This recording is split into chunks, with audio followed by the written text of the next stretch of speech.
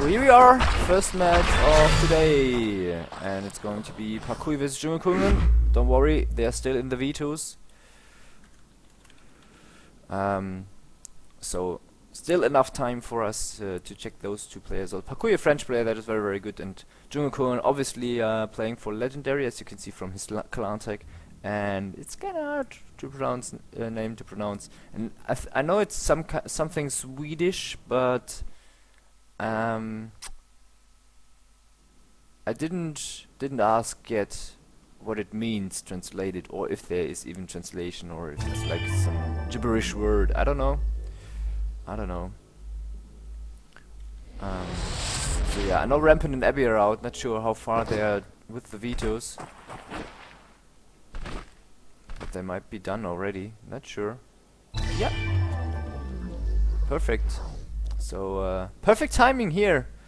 And we have the first match of today's ZOTAC ShootMania Cup number 8, Parkouille versus Djungelkungen. Parkouille starting over to the left side. We are of course on Kingsway, and where it's always all aka battle around the rail pad. A little bit like on Prison Break, but a little bit different. Wow, nice shot there by Parkouille, just hitting the head behind the wood plank thing, whatever. But Parkouille missed the rail shots, so still 1-0.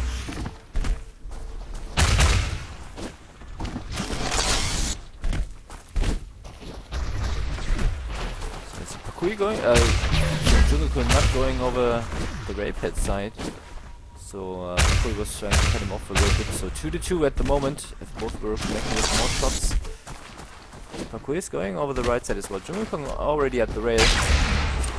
Not connecting with this rail.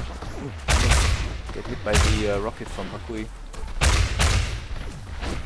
Very close rockets incoming here all the time. Djungelkungen might be a little bit faster on the rail pad this time as Parkouille. It's leaving over to the other pole a little bit later. Jungle King. Okay. Apparently it means Jungle King in Swedish. That was too easy. Maybe I should have to play here, Jungle Book. Sounds like something later on or something, I don't know. Parkouille in the house. As it's 4-3 at the moment. That was really too easy, the translation, but okay. The legendary Jungle King. This clan name here also it's connected to. Still 4-3. Still round number 1 here on this first map. This final map, let's say, because one and only map, let's call it this way. So 5-4 at the moment. We are slowly getting to the final stage of the match. As one player needs 7 hits, and now they battle around the cage. The rumble in the jungle. And there's Parkouille with another shot as well. 6-5. The Frenchman is in the lead and has a good chance of winning this round. Djungelkungen already at the other pole, not at the rail pad, which I assumed at the beginning. But now he's dropping down for it. Nicely done. 6-6. So we go into the first tiebreaker of today. But also Parkouille connected with the rail shot. There's some more rockets incoming, but Djungelkungen just avoiding them all. And Parkouille is a little bit late at the pole, and this might be something interesting for Djungelkungen. He connects with another rocket, but also does Parkouille. Very close rocket miss there by Djungelkungen afterwards as well, trying to connect with the rail, but he can't get him into this crosshair. 8-6 still in favor of Parkouille. Djungelkungen now with no rockets left in a bad spot here, as he had to get up to the pole. And he's also in the time disadvantage. Now he managed to get onto the pole, not getting hit by Parkouille. Going for the rail and avoiding the rocket. Oh, and a close miss. I kind of missed the misses got out in the overlay. Oh, nice 2 shots there by Djungelkungen to make it in 9-8. 11 is the limit, so whenever it's 10-10, the next hit decides the winner. And there's the final hit by Parkouille. Sorry, by Djungelkungen, nailing the shot onto Parkouille. Well done. And a very nice round to begin with, I would say.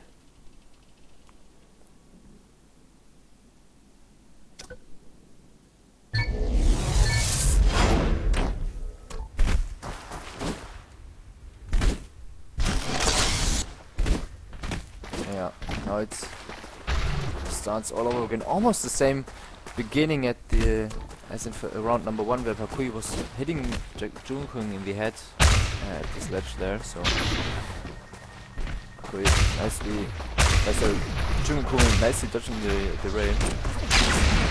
That's always something you need to do as well, and that's something that EFG masters in my opinion. Just doing some weird movement or non-predictable movement when somebody's on the rail, and that's so crucial as it's the only situation you only have one shot on a map with a rail pad where you have an like accurate not an aim but accurate direct hit weapon, let's say it this way.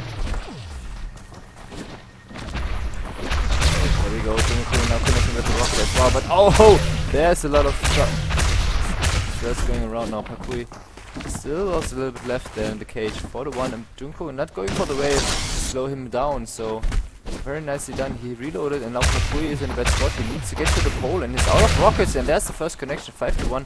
Djungelkungen not connecting with so many rockets that he might have, maybe. Let's see, Parkouille over at the rail already.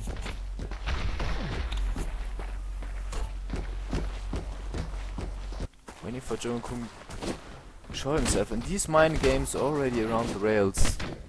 Especially Parkouille just dropping down from it, jumping back onto it, is something you have to be aware of all the time. Now there might be another close range fight. 5 seconds, 7-3. 7-3 for Djungelkungen, leading now 2-0 on this map. He needs one more round to advance to round number 3 of the ZOTAC ShootMania Cup.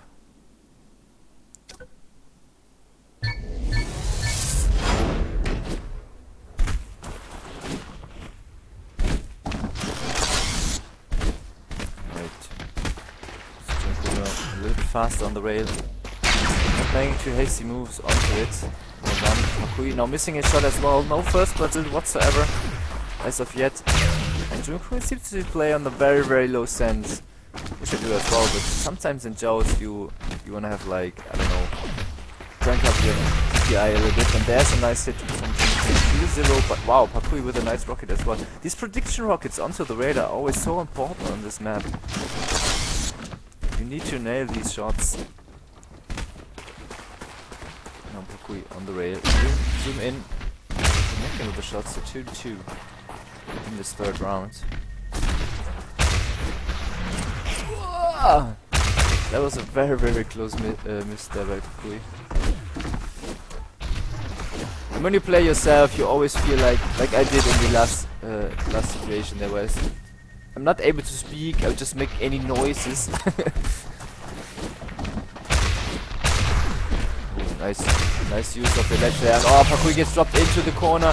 Very bad position now for him, but he gets out of alive. But let's say kind of alive. 5-3, but Djungelkungen out of rockets. Parkouille might be able to follow it up, but he's also out of rockets. At the pole a little bit faster. And there's a nice pass too, making it to 5-5. We're not yet in tiebreaker, so now they're nice connection there by Parkouille, 7-5. The first rockets was really good by him. So 2-1 in terms of rounds.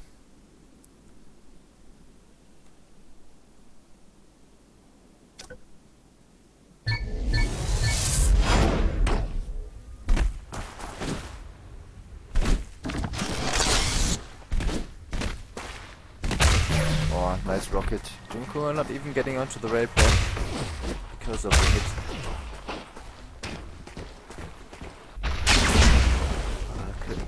Not connecting with the rail.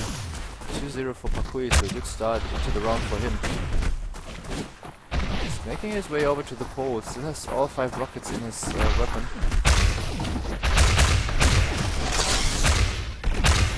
A little bit hasty now. A nice shot there by Djungelkungen.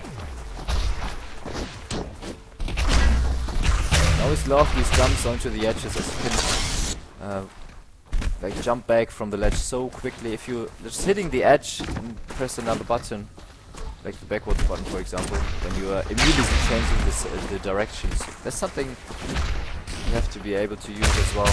Djungelkungen dropping down to the rail.